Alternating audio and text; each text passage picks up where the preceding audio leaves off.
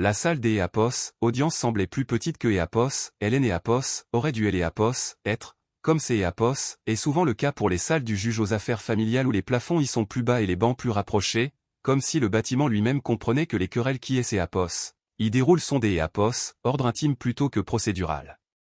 Mon père, Bernard, était assis 2 rangées derrière son avocat, raide et impassible, sa posture affichant cette même certitude silencieuse que Eapos, il arborait pour me réprimander lorsque Eapos était enfant, de Eapos, autre côté de Eapos, allez.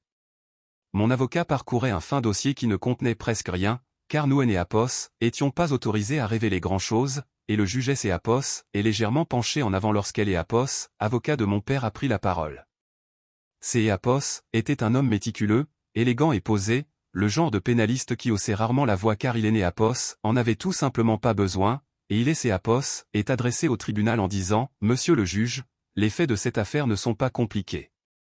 Il marchait lentement sur le parquet de la salle en parlant, laissant chaque déclaration faire son effet, ajoutant que la partie défenderesse, moi-même, Camille, Eapos, avait aucun employeur vérifiable, faisant une pause avant des Eapos, ajouter que Eapos, Hélène Eapos, avait pas des Eapos. Adresse fixe pendant de longues périodes, faisant une autre pause pour souligner que Eapos, Hélène Eapos, avait aucune constance dans sa présence parentale.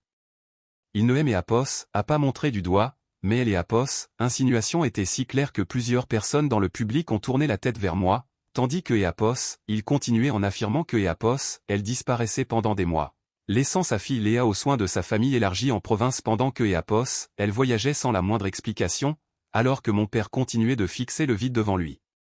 Eapos, avocat a croisé les mains, déclarant que Eapos, elle ne pouvait justifier ni des Eapos, un emploi stable, ni des Eapos, une résidence fixe en région parisienne, ni des Eapos, une disponibilité fiable pour son enfant, avant de prononcer la phrase que Eapos, il avait manifestement préparé, ni employeur, ni adresse, ni défense. Ces mots ont flotté dans la pièce comme une sentence officielle, et je suis resté assise en silence à côté de mon avocat, les yeux fixés sur la table, car de Eapos, extérieur, leur argumentaire était parfaitement logique, mon historique professionnel Eapos, existant dans aucune base de données publique de Eapos, URSSAF et mon adresse changeant si souvent que même mes déclarations des Eapos, impôts semblaient suspectes. Les périodes de vide les plus longues, ces mois où personne ne savait où je me trouvais, étaient les plus difficiles à justifier, ces mois qui Eapos avaient coûté des goûters des Eapos, anniversaires, des réunions parents-professeurs et les kermesses de Eapos, école auxquelles Eapos avait promis des Eapos, assister. Ma petite Léa ne Eapos en était jamais plainte directement, mais le silence dans sa voix lorsque je Eapos appelait depuis des fuseaux horaires dont elle ne pouvait même pas prononcer le nom Eapos, avait profondément marqué. Eapos, avocat est retourné à sa place, confiant, et le mien Eapos, élevé lentement, Eapos, était un homme de bien, mais je pouvais voir la tension dans ses épaules car il y avait des limites à ce que Eapos, il pouvait avancer sans Eapos, aventurer sur un terrain que ni Eapos. Un ni Eapos, autre Eapos, étions autorisés à révéler. Il a ouvert la bouche pour commencer sa plaidoirie, mais la lourde porte en chaîne de la salle des Eapos, audience Eapos, est ouverte en premier, sans bruit, juste le léger cliquetis de la poignée, laissant entrer une femme vêtue des Eapos, un tailleur bleu marine qui Eapos, est avancée calmement sans regarder autour des Eapos, elle, serrant un porte-document en cuir sombre contre son flanc. Pendant un instant, personne Eapos a réagi, le public supposant que Eapos, Eapos, était trompé de salle, mais elle a remonté directement Eapos, allée centrale en se dirigeant droit vers Eapos, estrade, poussant mon avocat à Eapos, interrompre tandis que le juge la regardait approcher avec une légère expression de confusion.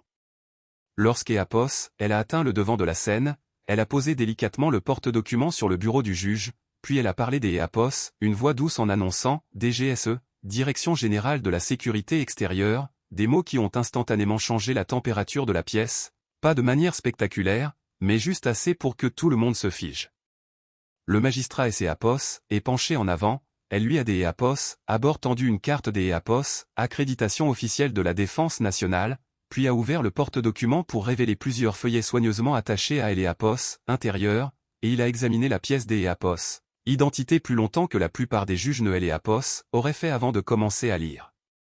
La salle des Eapos, audience était devenue complètement silencieuse, même les bancs des Eapos, ordinaires agités par des mouvements de corps et de discrète tout était devenu parfaitement immobile, le juge terminant la première page, puis la seconde, son expression se crispant légèrement.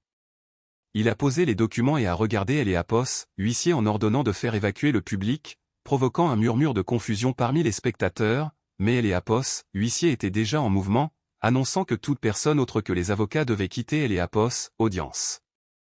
Les chaises ont grincé doucement sur le sol, les gens ont rassemblé leurs affaires et se sont dirigés vers la sortie en une file silencieuse, mon père hésitant et jetant un coup d'Eléapos, œil à son avocat avant de se lever, et en Eléapos, espace de quelques minutes, la pièce était presque vide.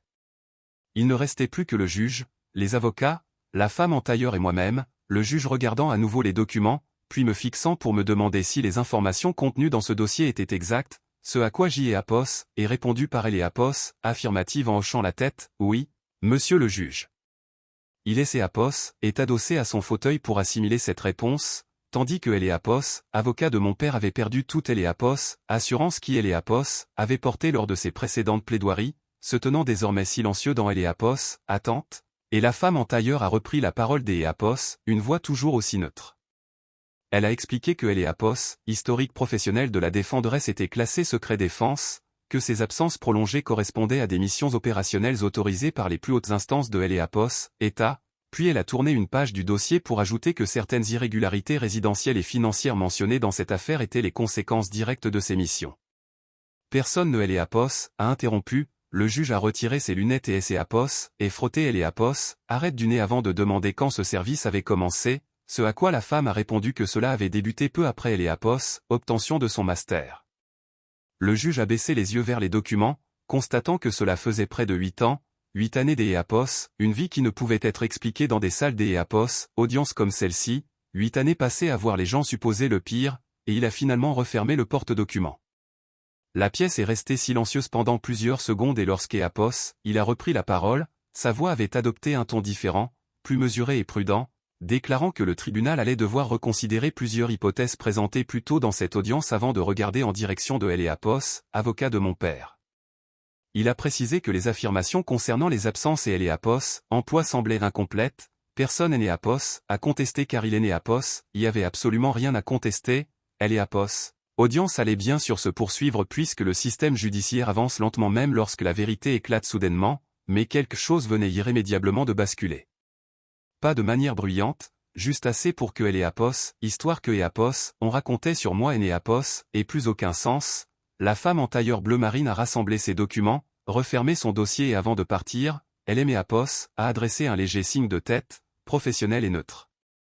Elle a ensuite redescendu Eléapos, allé et a disparu par la même porte de chêne par laquelle elle était entrée, laissant la salle d'Eléapos, audience dans un silence nouveau et différent, non pas parce que quelque Eléapos, un avait applaudi ou poussé un cri de surprise, mais parce que pour la première fois depuis des années, le lourd silence qui entourait ma vie avait enfin été expliqué, et ce, même si ce Eléapos était encore que partiellement.